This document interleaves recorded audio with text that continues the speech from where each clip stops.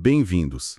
Hoje, a gente vai mergulhar numa reflexão bem profunda, partindo de um texto de Emmanuel, lá do livro Vinha de Luz, psicografado pelo Chico Xavier. Isso mesmo, é o capítulo 138, Iluminemos o Santuário. E a base de tudo é uma frase forte do apóstolo Paulo, né? Aquela que diz, pois nós somos um santuário do Deus vivo. Exato.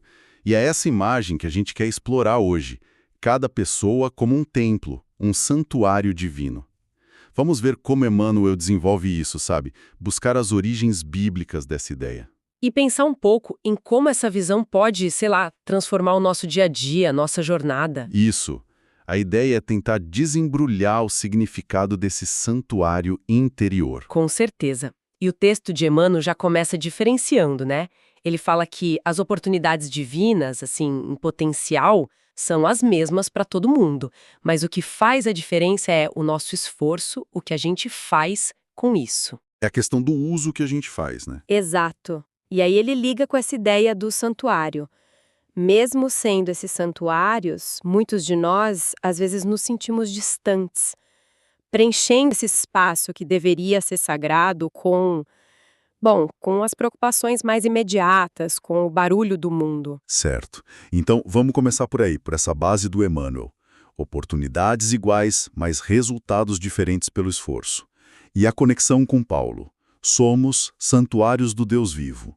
Mas onde ele aponta que a coisa complica? Olha, o ponto que Emmanuel levanta é uma certa desconexão. Ele descreve um cenário, tipo assim, pessoas que, enquanto tá tudo bem, sabe, saúde, dinheiro, vida tranquila, às vezes até ignoram ou são meio cínicas com o lado espiritual. Meio que deixam pra lá, né? Isso. Mas aí quando as coisas apertam, quando as luzes terrestres se apagam, como ele diz poeticamente, ou seja, vem a dificuldade, a doença, a perda, aí bate aquele sentimento de abandono, até uma revolta, sabe? E essa revolta viria do quê? Por que se sentir abandonado justo na dificuldade, segundo ele? Então, na visão de Emmanuel, é porque esse santuário interno foi preenchido com um material inadequado. Ele usa essa expressão. Material inadequado?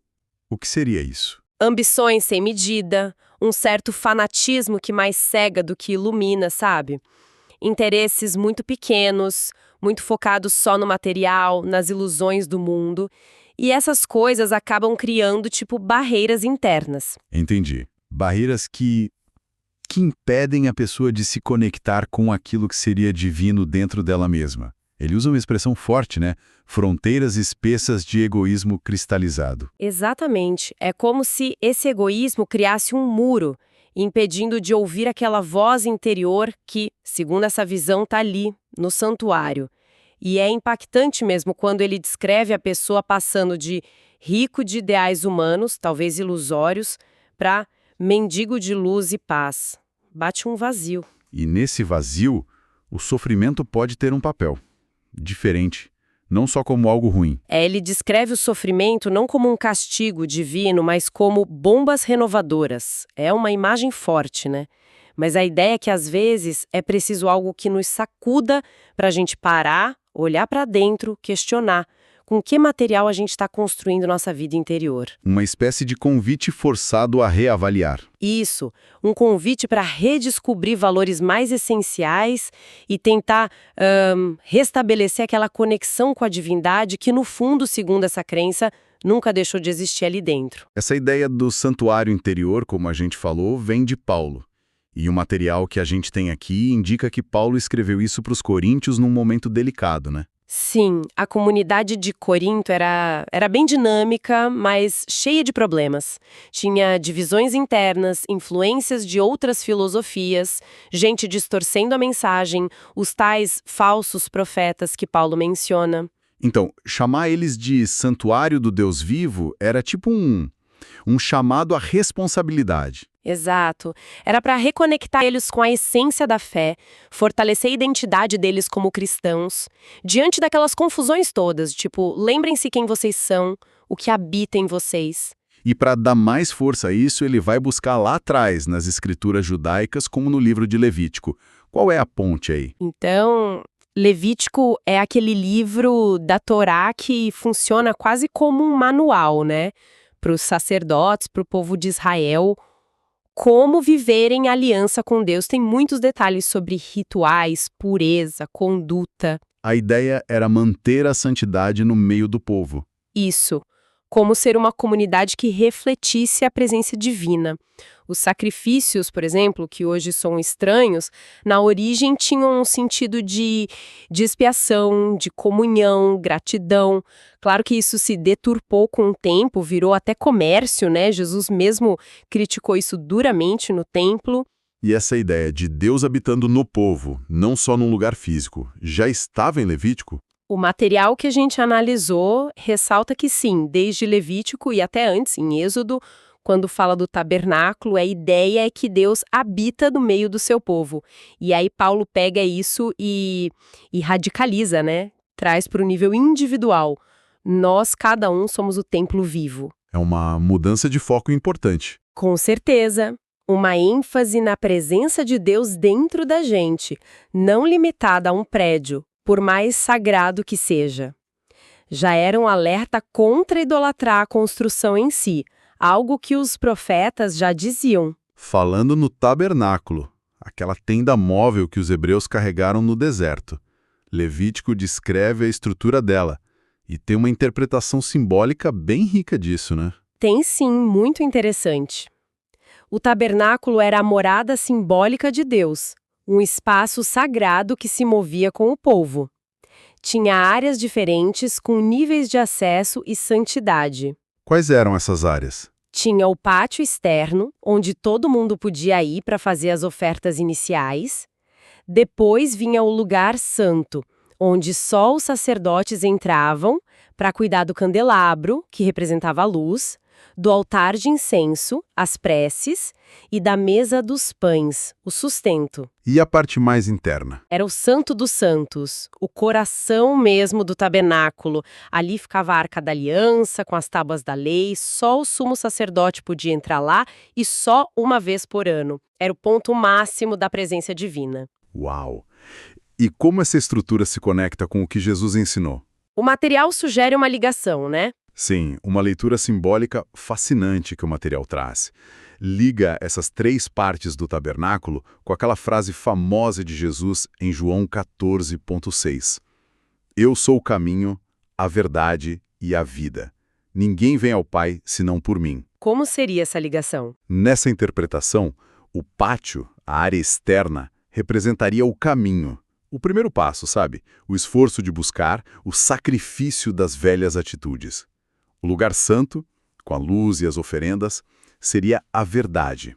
A busca pela iluminação interior, a sinceridade de propósito, alinhar o que a gente sente e pensa com essa busca. E o Santo dos Santos? O Santo dos Santos, onde estava a lei divina, simbolizaria a vida, a conexão direta com a essência de Deus, a consciência plena, o encontro com o Pai no nível mais profundo do nosso ser. Nossa, faz muito sentido essa analogia. E isso nos leva a outra distinção que o material aborda, que é bem importante. A diferença entre um templo para Deus e o templo de Deus. Como isso aparece na história de Davi e Salomão. Bem lembrado isso. O rei Davi, quando já estava mais estável, morando no palácio dele, sentiu aquele incômodo, né? A Arca da Aliança ainda estava no tabernáculo, que era uma tenda. Ele quis construir uma casa fixa, grandiosa, para Deus. Mas ele não pôde construir, né? Exato. A narrativa bíblica, lá em Crônicas, conta que Deus falou para ele, através do profeta Natã, que não seria ele, porque Davi tinha sido um homem de muitas guerras, muito sangue derramado. Entendi. Mas a construção aconteceu depois. Detalhe crucial. Deus meio que transforma a recusa numa promessa. Um descendente de Davi, o homem de paz, é que faria a obra. E foi o filho dele, Salomão, conhecido pela sabedoria e por um reinado mais pacífico, quem construiu o primeiro templo de Jerusalém lá por 950 a.C. Uma obra incrível, um templo para Deus. Um templo físico, de pedra, que, bom, a história mostra que não durou para sempre. Pois é, teve um destino bem trágico. Foi destruído pelos babilônios, depois reconstruído, Mais simples, a Herodes fez uma ampliação gigantesca. Esse foi o templo que Jesus conheceu, onde ele pregou. E por fim, os romanos destruíram tudo de novo em 70 depois de Cristo. E hoje só resta o Muro das Lamentações. Isso. Um pedaço do muro de contenção da plataforma do templo. É um lugar sagradíssimo para o judaísmo, mas mostra a impermanência da construção física, né? Então, se esse templo de pedra era para Deus, o que seria, nessa linha de interpretação, o templo de Deus? A leitura que o material sugere é que aquela promessa feita a Davi, de um construtor pacífico da sua linhagem, apontava para além de Salomão, apontava para Jesus. Jesus como o verdadeiro construtor. Isso. Ele seria o construtor do templo de Deus, mas não um templo de pedras, um templo construído dentro de cada pessoa. Jesus, com seus ensinamentos, seu exemplo, nos daria as ferramentas para construir esse santuário interior. E esse templo interior? Esse sim não pode ser destruído por fora. Pelo contrário, ele se fortalece com a nossa vivência espiritual, com o tempo. E a gente leva ele para onde for, né? Nesta vida e, segundo a crença, para além dela. Faz todo sentido. E isso amarra com a festa dos tabernáculos, ou Sukkot, que o material menciona. Aquela festa judaica de morar em cabanas por uns dias. Perfeitamente.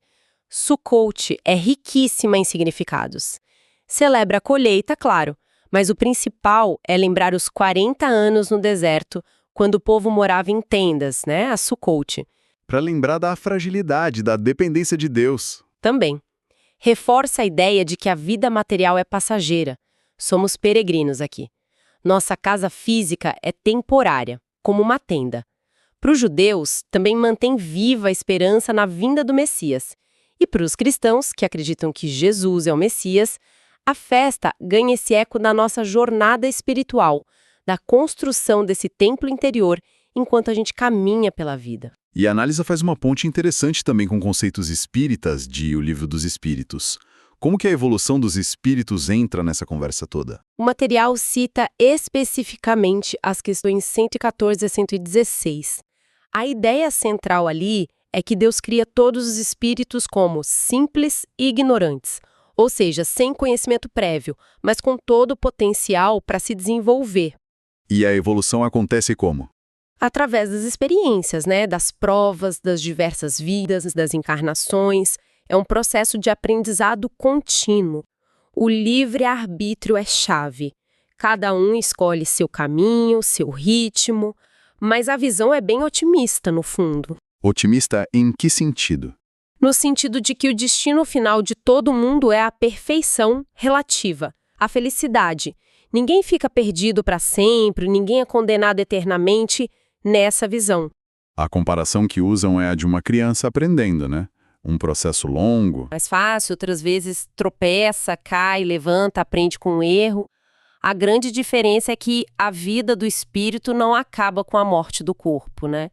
É só uma etapa nessa jornada que continua. E nesse cenário de aprendizado, erro, retorno, a parábola do filho pródigo se encaixa perfeitamente, como o texto aponta. Nossa, sim. É um exemplo muito forte.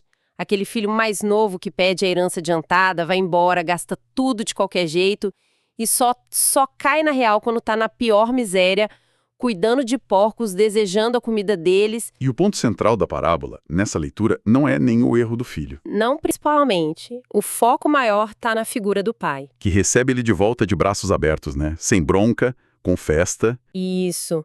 O pai, que nessa interpretação simboliza a Deus, nunca deixou de amar, nunca deixou de esperar.